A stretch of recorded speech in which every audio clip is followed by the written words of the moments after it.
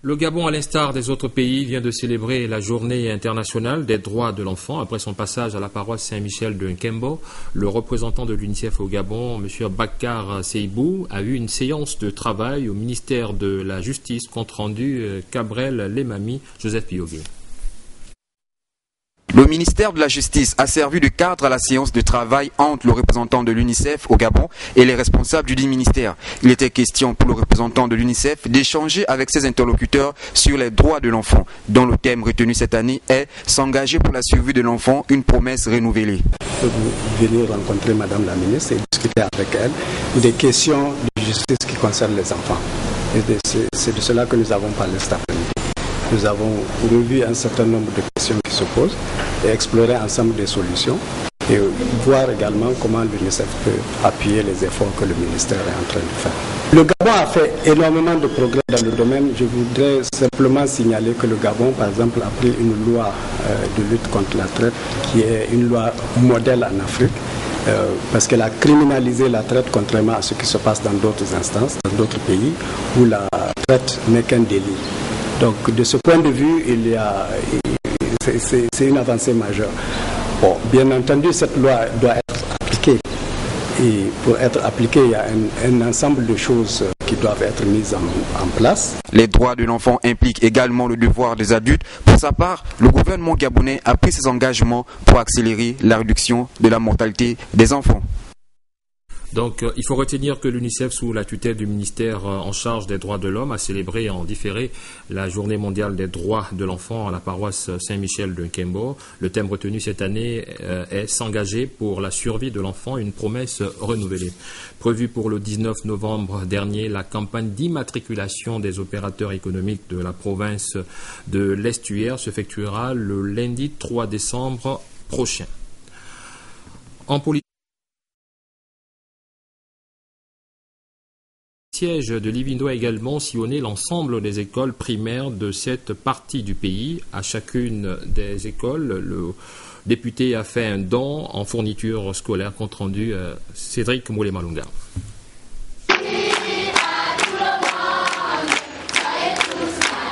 À l'honneur du député du premier siège de Livindo, des chants de bienvenue entonnés par les jeunes élèves des écoles du canton. Irène Balabondom est venue apporter sa caution politique pour cette année académique qui se veut positive. L'avenir du Gabon, c'est ces jeunes-là, c'est vous. C'est vous, vous devez le savoir. L'avenir du Gabon, le Gabon de demain, sera constitué des élèves qui sont aujourd'hui à l'école protestante de Ntsenkele. C'est vous demain qui allez nous remplacer. Mais pour nous remplacer, il faut bien travailler à l'école. Vous avez le bonjour du ministre et vous avez ses encouragements. Il compte sur vous pour nous remplacer. Parce que le projet du président de la République, c'est l'avenir en confiance. L'avenir, c'est vous. Nous sommes très contents, nous sommes très ravis. Merci. Des remerciements à M. Issozé qui a pensé. Parce qu'il faut reconnaître ici qu'il y a des familles qui passent des moments difficiles. Il y en a qui n'ont pas. Ça va aider beaucoup de familles dans les salles de classe. En plus des dons apportés par le député, il est question ici de toucher du doigt les problèmes structurels et académiques des écoles rurales. Les premiers enseignants qui étaient affectés n'étaient pas à leur poste de travail aujourd'hui. Les enfants, il fallait attendre au moins 5 6 mois, même le premier trimestre. Parti. C'est un centre. Non. Donc c'est ici. Bon, donc l'unique centre, on est obligé de garder la structure.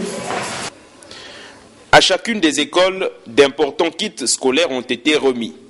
Pour les élèves et leurs parents, cet acte du député sonne comme un signal fort, celui du soutien de l'épanouissement intellectuel de cette jeunesse perçue comme l'avenir de demain. D'autres informations politiques à retenir, le 12e congrès national extraordinaire du Rassemblement pour le Gabon qui se tient depuis hier à Libreville, au quartier Petit Paris, au siège même du parti. Nous y reviendrons demain en images sur ce congrès. Autre Actualité politique, dernière étape de la tournée de l'honorable Nikes Bié Binzé dans le premier siège du département de Lokano. Demain également, nous y reviendrons en images. On parle à présent du renouvellement des responsables des structures du Parti démocratique gabonais à Mouila, dans la province de Langounié. Compte rendu, Léa Bifane, Richard Moubia. C'est au terme d'un vote par acclamation que les 3 fédérations du Parti démocratique gabonais de la commune de Mouila ont été renouvelées. En présence des membres du bureau politique et des militants, ces fédéraux ont pris leurs fonctions.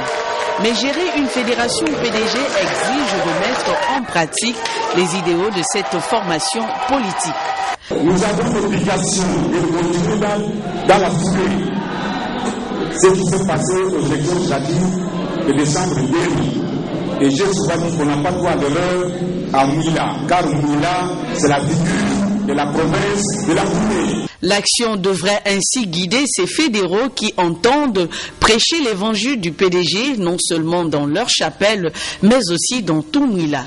Notre devoir, ce sera de ramener les militants qui sont partis, mais également en prendre d'autres, qui sont certainement à mal, comme on appelle de militantisme.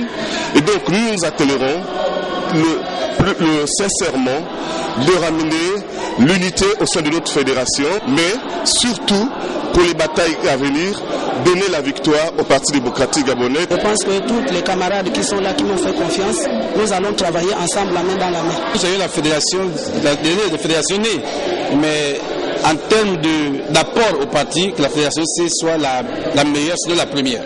Ces fédérations ont donc l'obligation de produire des résultats aux élections locales et sénatoriales qui pointent à l'horizon. Alors, l'occupation du terrain, c'est maintenant. La capitale gabonaise vient de s'enrichir d'une nouvelle mosquée située au quartier Montagne Sainte, lieu d'exil du fondateur de la confrérie mouride, Cheikh Ahmadou Bamba. La cérémonie a été rehaussée par la présence des autorités administratives, religieuses et de nombreux fidèles. Ahmed Mouyaka, Serge Nzengi.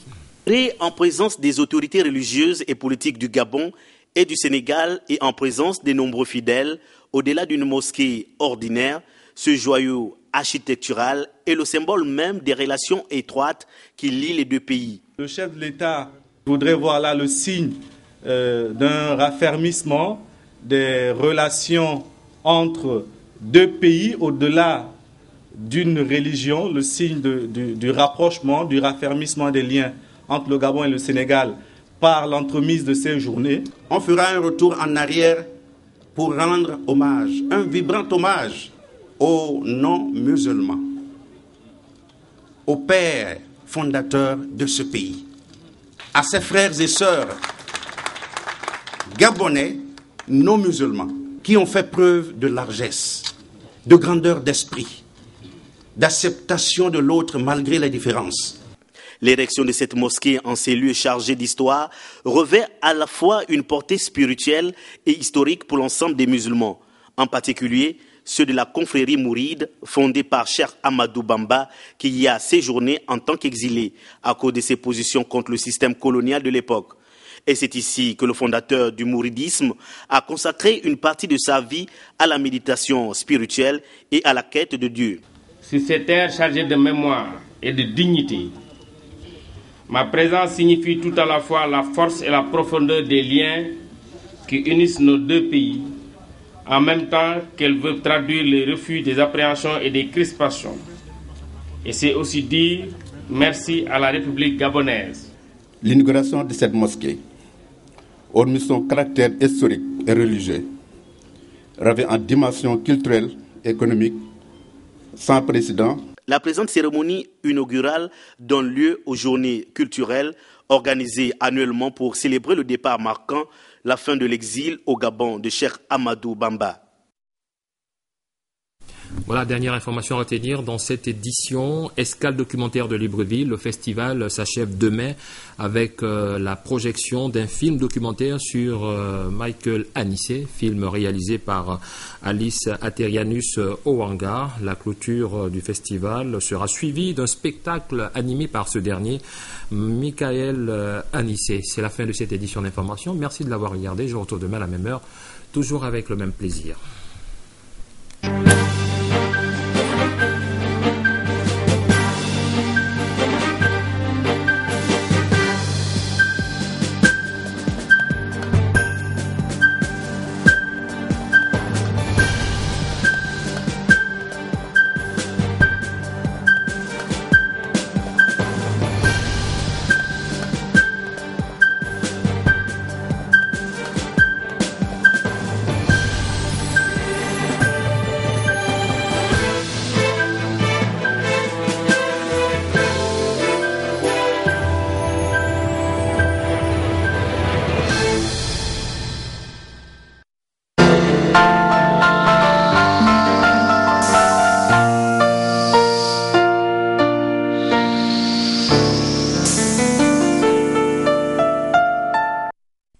Confisc ou l'Institut régional des techniques comptables et fiscales offre des formations de niveau BTS en comptabilité et gestion des organisations, licence en comptabilité et gestion avec spécialisation en fiscalité, des